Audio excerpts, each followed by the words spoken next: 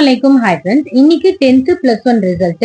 10th +1 pass ஆன எல்லா குழந்தைங்களுக்கும் வாழ்த்துக்கள். என் பொண்ணும் 10th தான். என் பொண்ணு 10thல 80% மார்க் வாங்கியிருக்கா. மாஷா அல்லாஹ் ரொம்ப நல்ல மார்க் வாங்கியிருக்கா. அதனால இன்னைக்கு மட்டன் பிரியாணி செய்யலாம்னு வெங்காயம் தக்காளி எல்லாமே கட் பண்ணி வச்சிருக்கேன். 1 கிலோ மட்டன் எடுத்து கழுவி குக்கர்ல போட்டுட்டு மஞ்சள் தூள் உப்பு கொஞ்சமா தண்ணி போட்டு 2 விசில் விட்டு எடுத்துருங்க. 1 கிலோ பாஸ்மதி ரைஸ் எடுத்து கழுவி ஊற வச்சிருக்கேன். இப்போ ஒரு அகலமான பாத்திரத்துல ரீஃபைண்ட் ஆயில் போட்டுட்டு பட்டை லவங்கம் ஏலக்காய் ஸ்டார் பூ எல்லாமே போட்ட பிறகு வெங்காயம் பச்சை மிளகாய் தேவையான அளவு உப்பு போட்டு நல்லா வதக்கி விடுங்க. வெங்காயம் கோல்டன் ப்ரௌன் வந்த பிறகு ஃப்ரெஷ்ஷா அரைச்ச இஞ்சி பூண்டு பேஸ்ட் போட்டுக்கோங்க. தக்காளி கட் பண்ணது சேர்த்துட்டு நல்லா மிக்ஸ் பண்ணி விடுங்க. மட்டன் வெந்துருச்சு, அதுவும் சேர்த்துட்டு நல்லா மிக்ஸ் பண்ணி விடுங்க. கொஞ்ச நேரம் மூடி வச்சிருங்க, நல்லா தக்காளி மசியட்டும். அதுக்கப்புறமா சக்தி மசாலா மிளகாத்தூள் 2 ஸ்பூன் போட்டுக்கோங்க.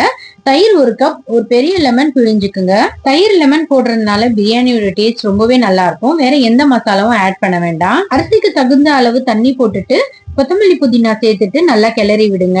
அரிசி ஊற வச்சிருக்கோம் இல்லையா, அதோட தண்ணி எல்லாமே வடிகட்டிட்டு அரிசியும் சேர்த்துக்கோங்க. அரிசி உடையாம மிக்ஸ் பண்ணி விடுங்க. பாதி அரிசி வெந்ததும் எடுத்து மறுபடியும் மிக்ஸ் பண்ணி விடுங்க. இப்போ இந்த நேரத்துல நெய் போட்டுருங்க. நெய் போட்ட வீடியோ ஸ்கிப் ஆயிடுச்சு.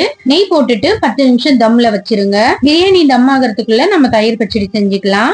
வெங்காயம் பச்சை மிளகாய் கொத்தமல்லி தயிர் உப்பு எல்லாமே சேர்த்து நல்லா மிக்ஸ் பண்ணி விடுங்க. இப்போ பிரியாணி நல்லா தம் ஆயிடுச்சு. இப்போ எடுத்து பார்க்கலாம்.